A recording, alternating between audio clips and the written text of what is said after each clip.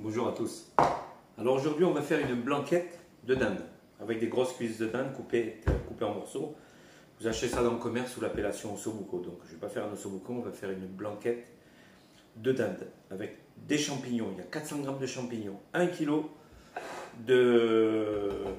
d'ossobuco de dinde, 4 carottes, 4, 5 carottes, voilà, j'ai pas mal de carottes.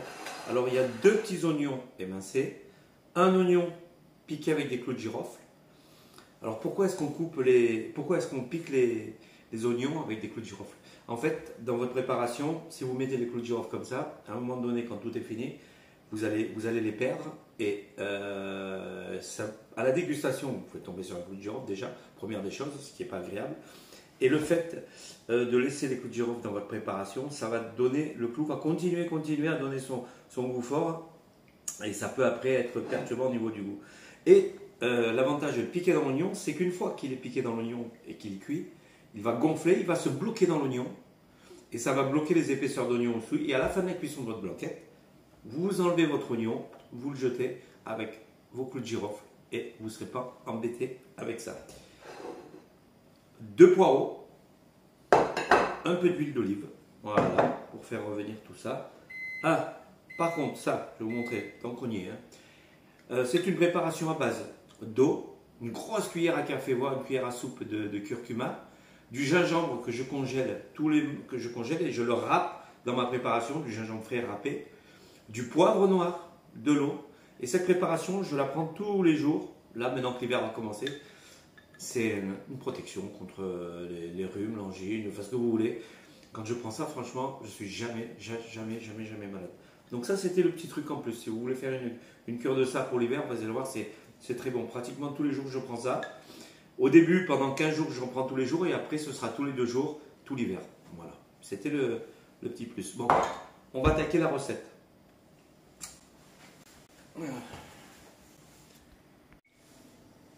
Voilà. Alors, on démarre. Je commence par faire revenir mes champignons. Alors, il y a 400 g de champignons. Hein. Alors, vos champignons, pensez à les couper, mais en gros morceaux. Ne faites pas des champignons en lamelles. Quand vous mangez votre blanquette, c'est plus agréable d'avoir la mâche du champignon, d'avoir des bons morceaux de champignons, plutôt que d'avoir des lamelles que vous cherchez et qui se perdent dans votre blanquette. Voilà. Donc, on va bien faire revenir ces champignons et après, on continue la recette. Alors, voilà. Les oignons, c'est ce que je dis, les champignons sont revenus. Voilà, je les enlève.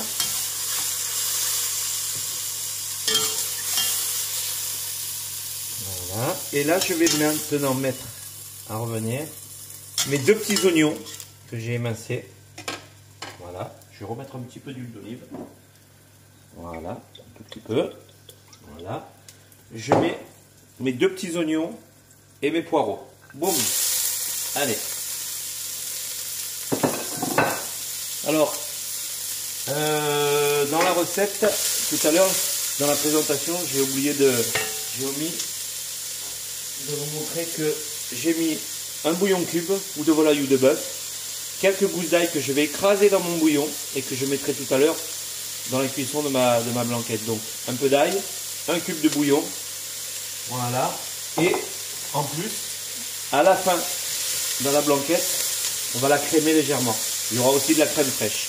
Je ne vous ai pas montré là-bas. Il y a 25 centilitres de crème fraîche. Voilà. Là, maintenant, tous les éléments sont réunis. Donc là, on va faire revenir les oignons et le poireau. À tout à l'heure. Alors, je suis toujours avec mes petits oignons, mes poireaux. Voilà. Je verse mes petites carottes coupées en dés. Voilà, des moyens.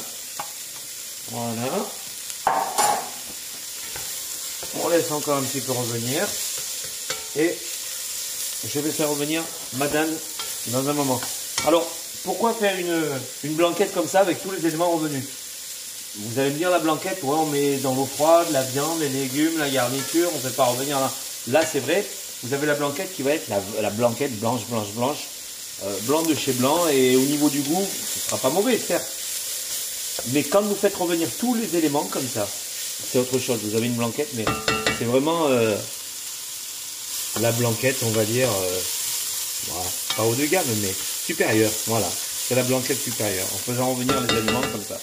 La couleur, au lieu d'être blanche, elle sera couleur crème.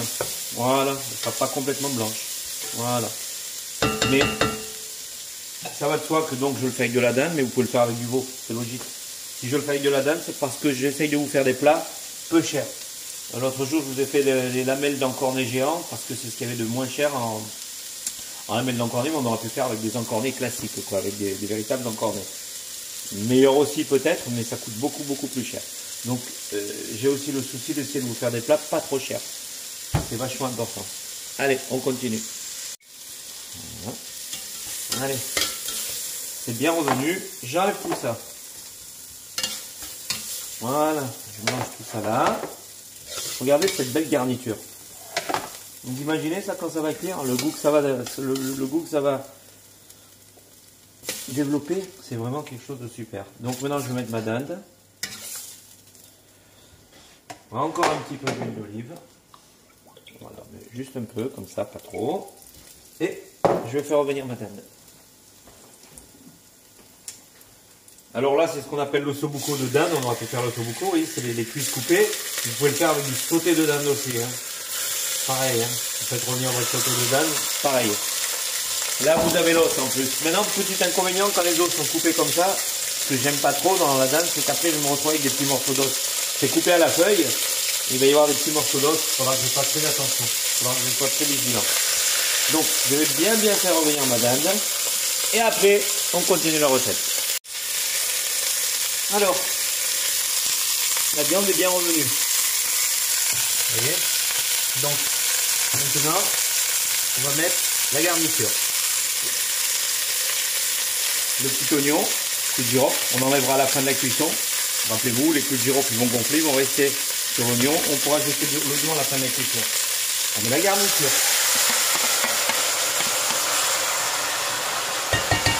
On met le bouillon. Avec l'ail, les 3 gousses d'ail écrasées dans le bouillon. Bouillon de volaille. Voilà. On va mouiller tout ça. Encore. Voilà. Alors la casserole est un petit peu grande. Il aurait fallu légèrement plus petite ou alors que je mette plus de volaille. Parce que je vais pas couvrir à niveau, sinon ça va faire 3 tonnes de bouillon. Et la blanquette elle sera noyée dans de l'eau. Il faut vraiment concentrer les goûts. Donc éventuellement je remettrai un peu d'eau si je vois que ça manque. Donc je vais saler. Bon, j'ai mis du bouillon, hein, faut pas oublier. Donc je vais saler en conséquence aussi. Un petit peu de sel. Voilà. Je vais mettre 2 feuilles de laurier. Une. 2. Ah, on peut mettre celle-là aussi, allez. Soyons pas chiche. Voilà. Non, il manque un petit peu de liquide quand même. Voilà, encore un peu de liquide. Voilà. Et là, on va laisser, dès que ça bout, je laisse mijoter. Quelle heure il est? 8h52. Bon, on verra en fin de cuisson.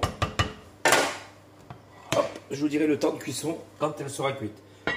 Moi, j'aime pas donner des cuissons tant que c'est pas cuit. Je fais la cuisson parce que ça dépend de la taille des morceaux de viande. C'est toujours pas évident de donner des temps de cuisson précis. Donc, je vais le cuire, je regarde l'heure et quand elle sera cuite, je vous dirai exactement le temps de cuisson de cette blanquette. À savoir qu'après, je vais la crémer, la lier légèrement avec de la maïzena et la crémer. Et pour que ce soit peut-être plus joli, même bon, idéalement, vous reprenez encore 200 g de champignons, vous les faites revenir, et quand la blanquette est terminée, vous jetez dedans vos champignons, parce que ceux-là, là, ils vont cuire, ils vont quand même se rétrécir un peu. Donc, vous les jetterez dedans à la dernière minute, et quand votre blanquette est bien cuite et bien chaude, et vous aurez des beaux morceaux de champignons aussi. Maintenant, il y a des variantes, hein. On pourrait mettre des girolles, on pourrait mettre... même voir pourquoi pas du cèpe, pourquoi pas mettre des cèpes même revenus à la fin au lieu de mettre du champignon de Paris, il y en a déjà dedans, pof, à la fin quelques morceaux de cèpe revenus, ça donnerait un bon goût sympa. Girolles, chanterelles, cèpe, pourquoi pas, il y a plein de variantes, c'est ce que je vous dis tout le temps. La cuisine c'est pas figé. Une blanquette, il y a la recette classique, mais vous prenez, et puis c'est un éventail, ça peut partir dans tous les sens. Voilà. Bon, bah à tout à l'heure. Alors, avec une blanquette, elle est en train de cuire, hein, elle finit de cuire. Avec une blanquette, voilà, elle est en train de cuire, blanquette, elle mijote doucement, elle n'est pas encore cuite. Hein. Qu'est-ce qu'on fait? Qu'est-ce qu'on met en accompagnement souvent? Très souvent, on met du riz. Donc là, on va mettre un riz, on va faire un riz, ce qu'on appelle un riz pilaf. Donc c'est pas un riz blanc, c'est pas un riz créole. C'est un riz qu'on fait, voilà, on met des oignons à revenir avec un petit peu d'ail, voilà, avec pas mal de matière grasse. Le riz, on prend du riz long, hein. Ça sert à rien de prendre un riz basmati parce que le riz basmati, on le fait comme un riz créole et il est parfumé. Donc si vous mettez des oignons et tout, le côté basmati, bon bah j'en vois pas trop l'utilité. Donc on prend un riz long ou un riz rond et vous comptez par personne 60 grammes de riz. Entre 50 et 60 grammes de riz cru. Voilà. Donc quand les oignons sont revenus, là ils sont pratiquement revenus, je mets mon riz. Voilà. Voilà. Hop là. Et j'incorpore de matière grasse le riz. Voilà, qu'il soit bien translucide. Voilà. Je vais mettre dans mon riz un bouillon. Hop là. Un petit peu de bouillon. Voilà. Une feuille de laurier que je vais chercher, deux feuilles de laurier, voilà, deux belles feuilles de laurier, voilà, mon riz est bien translucide, voilà, un peu de sel, pas trop parce que j'ai le bouillon qui vient avec, voilà, je mets mon bouillon. Du bouillon de bœuf. Voilà.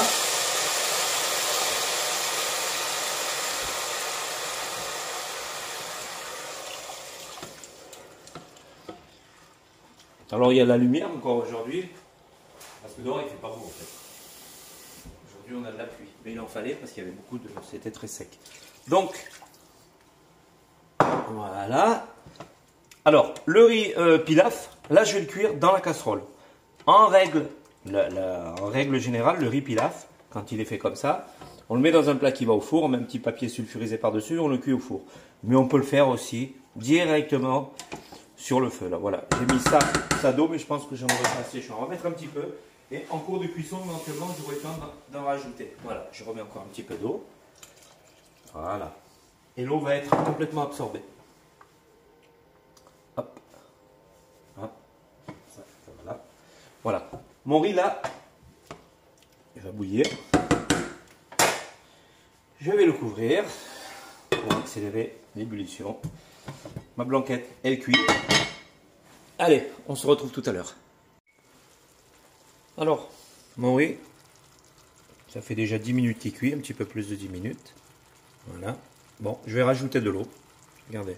Hop, je remets un bon bol d'eau.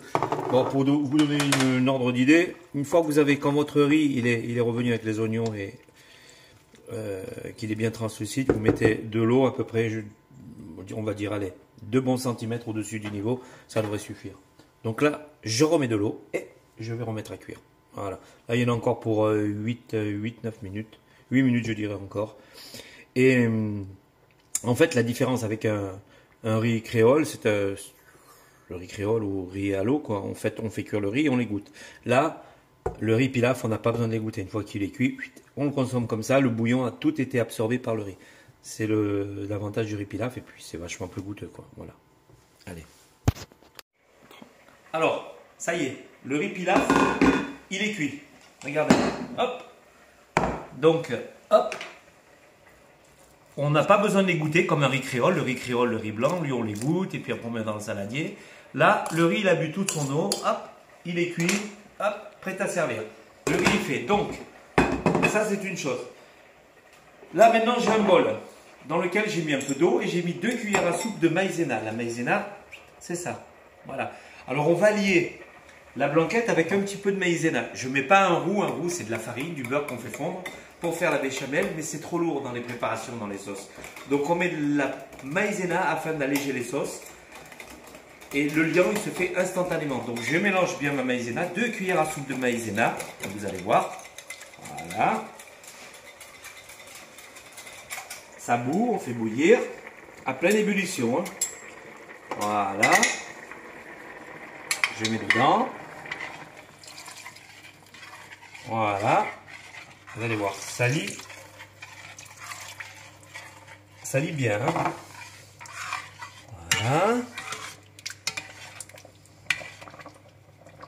On peut encore en mettre parce qu'après on va mettre la crème. Voilà. Alors il y a 2 belles cuillères à soupe de maïzena diluées dans un petit peu d'eau. Voilà. Regardez comme c'est un petit peu épais. Donc maintenant, 25 centilitres de crème, 25 centilitres. Je le verse dedans. Voilà. Alors, comme c'est une blanquette, si vous voulez, vous pouvez mettre un petit jus de citron à la fin quand tout est terminé. Moi, je ne vais pas en mettre. Je ne sais pas si je vais en mettre. Je ne sais pas. Peut-être. Je ne suis pas fan moi, du citron dans la blanquette. C'est pour ça. Voilà, je mélange. Alors, ce que je vous ai expliqué au début de la vidéo, l'oignon. Pourquoi est-ce qu'on pique un oignon clou de girofle? À quoi ça sert? Regardez, je l'ai enlevé. Les clous de girofle, ils sont encore là. Quand vous mangerez cette blanquette, vous n'aurez pas un clou de girofle qui vient vous enquiquiner sous la dent, qui vous emporte le goût. Regardez, tout est cuit, mais l'oignon il est entier. Les clous de girofle ils sont là. Vous l'enlevez et vous jetez. Ça, on dégage. Ma sauce de blanquette est là. Je mets ma volaille dedans. Voilà, il y a une belle quantité de sauce. Hein. Là, franchement, j'y ai été. Ça, il va, mais elle est très bonne. Alors, voilà. Là, la blanquette, on peut considérer qu'elle est terminée.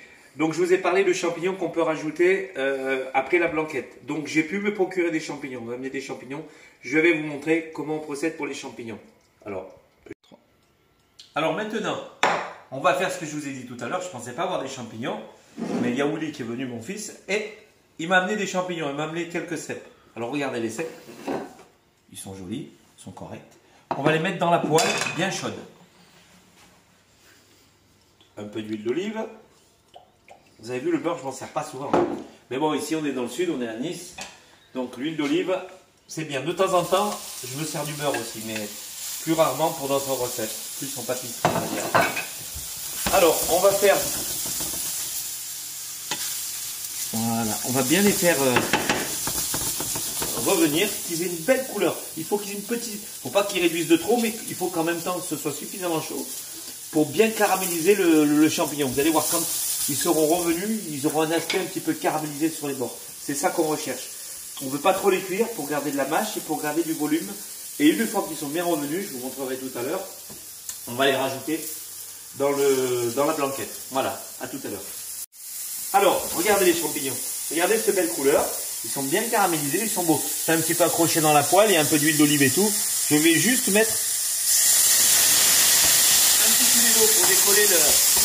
Voilà. Et tout de suite, regardez, l'eau elle a disparu instantanément. Ça fait que le champignon il reste caramélisé. Hop, dans la blanquette, direct. Avec tout le monde. Voilà, direct dans la blanquette. Attendez, encore un peu de... Oh, non, je ne vais pas les couler. Voilà. Voilà.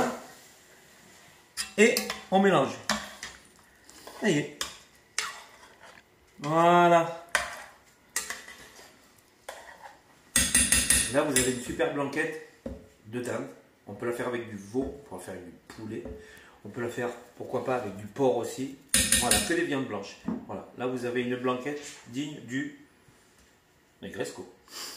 Bon, on va rester modeste. Allez, voilà, c'est terminé. Allez, à la prochaine vidéo. Allez, au revoir.